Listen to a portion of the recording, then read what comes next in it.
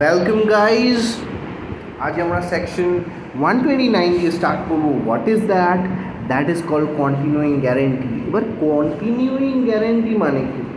Continue হচ্ছে একটা জিনিস যেটা শেষ হচ্ছে না, যেটা কন্টিনিউ হচ্ছে, মানে যেটা একবার করলে শেষ হচ্ছে না, যেটা আবার হচ্ছে, তো হোয়াট ইজ কন্টিনিউইং গ্যারেন্টি?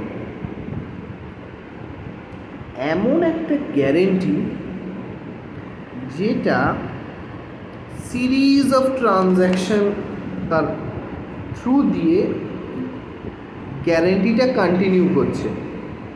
এবার সিরিজ অফ ট্রানজ্যাকশনটা কি? What is it? Series of transactions means transaction মানে প্রোভাইডিং মানি, ট্রানজ্যাকশন মানে মানিটারি ট্রানজ্যাকশন। অনেকগুলো ফাইন্যান্সিয়াল ট্রানজ্যাকশনস হচ্ছে এবং এই প্রতিটা ট্রানজ্যাকশানে contract of guarantee is being attracted. তাহলে একটা কন্ট্রাক্ট নয়, এরকম অনেক কন্ট্রাক্ট সিরিজে হতে থাকছে, অনেকগুলো ট্রানজ্যাকশন হতে থাকছে। তো একটা লোকের যদি পরপর ট্রানজ্যাকশন হতে থাকে, সে কি বারবার নতুন নতুন কন্ট্রাক্ট বানাবে? না, সে বানাবে না। সে কি করবে? একটা কন্ট্রাক্টই বানাবে, সেখানে মেনশন করে দেবে যে প্রতিটা সিরিজ যেই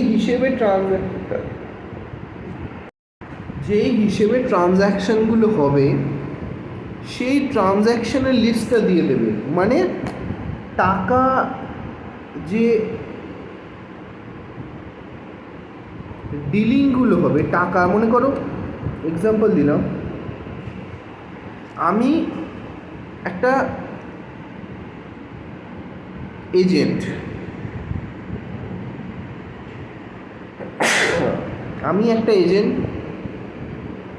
এবার আমায় একটা প্রপার্টি রিসিভার বানিয়ে দিয়েছে কেউ। তো রিসিভার কী করে রিসিভ করে বা লুক আউট করে কোনো একটা প্রপার্টি, সেটা আমরা সিপিসি যখন পড়বো অবভিয়াসলি আমরা জানবো, সিভিল প্রসিডিওর কোডে ওটা বলা আছে। তো একটা পার্সন, মনে করো আমি রিসিভার, আমি agent of my client who is the owner of the property, যে সেই প্রপার্টিটার মালিক। আমি ওই প্রপার্টিতে মনে করো 10টা টেনেন্ট আছে, আমি সেই 10টা টেনেন্টের থেকে কী করব?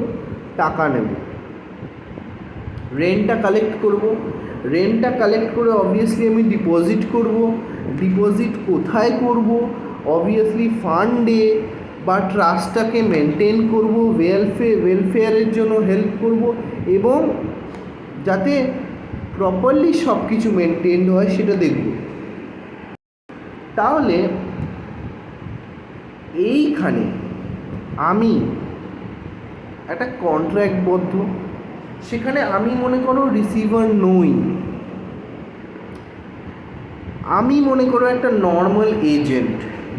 আমায় আমার ক্লায়েন্ট বলেছে বা আমায় একজন অথরাইজ করেছে যে এই 10টা লোকের থেকে তুমি টাকা নেবে, টাকা নিয়ে আমাদের দেবে। তাহলে ওনার কি এখানে? ওনার অবভিয়াসলি ক্রেডিটে লোকগুলোকে থাকতে দিচ্ছে, টেনেন্টগুলোকে ক্রেডিটে থাকতে দিচ্ছে, একটা টাইম পরে তারা পে করছে টাকাটা। তাহলে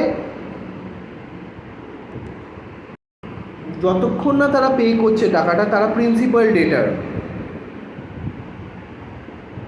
এবার ঘটনাটা হলো, এবার আমি এই যে টাকাটা নিলাম এজেন্ট হিসেবে, তাহলে আমায় এই টাকাটা ফেরত দিতে হবে।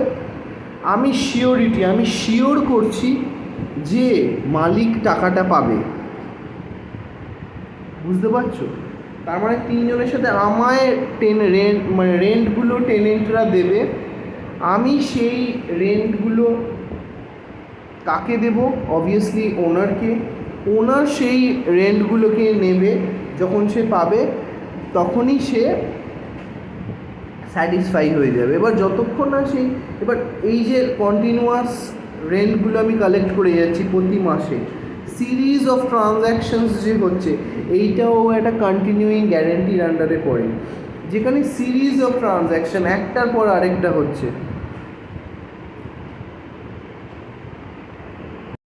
এই সিরিজ অফ ট্রানজ্যাকশনকে বলে কন্টিনিউইং গ্যারেন্টি। পর পর টাকার চুক্তি হচ্ছে, বারবার হচ্ছে, হতেই থাকছে, সিরিয়ালি হতেই থাকছে, series of transaction is taking place, সেটা হলো কন্টিনিউইং গ্যারেন্টি। এই পুরো ব্যাপারটা হলো কন্টিনিউইং গ্যারেন্টি। এবার আমরা সেকশন 130 করব। সেকশন 130-তে কী বলা আছে? Revocation of continuing guarantee. এবার কন্টিনিউইং গ্যারেন্টি থেকে একটা সিউরিটি কখন মুক্তি পেতে পারে, আমরা এখানে জানবো যে কখন সে মুক্তি পেতে পারে। যদি সে একটা নোটিশ পাঠায়, কাকে? ক্রেডিটরকে, যে আমি সিউরিটি হিসেবে আর নেই এনার পাশে।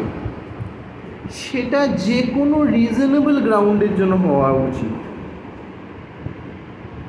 সে নিজের সিউরিটিটাকে রিভোক করতে পারে, মানে সে ত্যাগ নিতে পারে, ত্যাগ করতে পারে সেই রিভোকেশনটার থেকে। কীরকমভাবে?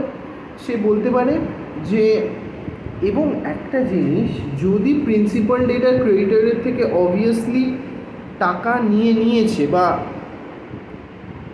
কন্ট্রাক্টে 3 জন এন্টার করে গেছে, তাহলে দ্য প্রিন্সিপাল ডেটার is bound to continue the contract. মনে রাখতে হবে, যদি কন্ট্রাক্টে না গিয়ে থাকে 2 জন, তাহলে এখানে ডিফারেন্সটা হবে। 2 জন মনে করো কন্ট্রাক্টের মধ্যে ঢোকেনি, মানে ঢুকেছে বাট এখনও কোনো পেমেন্ট হয়নি বা কোনো ট্রানজ্যাকশান হয়নি, then everything is okay. Future ট্রানজ্যাকশানের জন্য, ফিউচার যে ট্রানজ্যাকশান হবে, ফার্স্টের ট্রানজ্যাকশানসগুলো সব কমপ্লিট মনে করো, বাট ফিউচারে যে ট্রানজ্যাকশানসগুলো হবে তার জন্য কন্টিনিউইং গ্যারেন্টি থেকে সে কিন্তু নিজেকে বের করে নিতে পারে সিওরিটি। কীরমভাবে? একটা নোটিশ দিয়ে। কাকে দেবে নোটিশটা? অবভিয়াসলি ক্রেডিটরকে দেবে নোটিশটা। তারপরে সেকশন 131-এ বলে দিয়েছে ডেথ। যদি কোনো সিওরিটি মারা যায়, তাহলে অবভিয়াসলি তাকে সেই কন্ট্রাক্ট থেকে বেরিয়ে যাবে, সে যদি মারা যায়।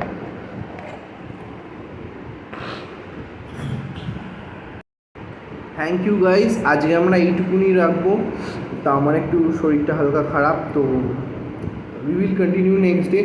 Please like, share and subscribe to our channel. Take care.